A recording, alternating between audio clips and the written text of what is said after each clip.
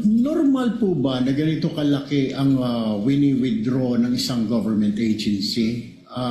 Is this normal? Nakakita ka na ba nito ng other government agencies na ganito kalaki ang withdrawal? Wala po. Unusual po ito.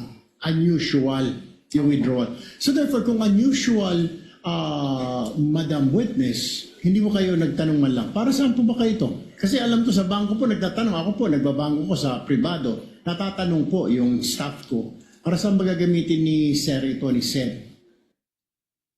Hindi na ba ninyo tinatanong? Kasi po may advice naman po siya. So, kumbaga dumaan naman po ito sa proseso nila. Kaya, I don't think po na Pero magtanong pa kami. what is the SOP?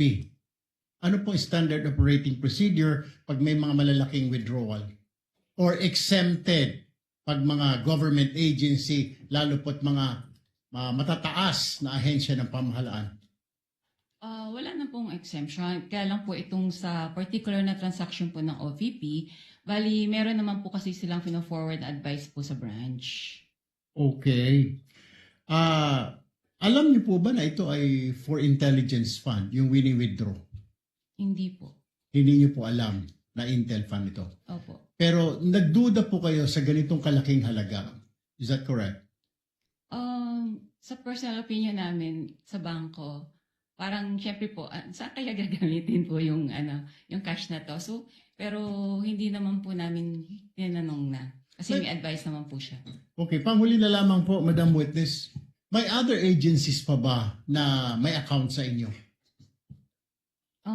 Marami naman po mga government agencies po sa Sa branch ninyo. Okay. Pero walang mga ganito kalalaking withdrawal.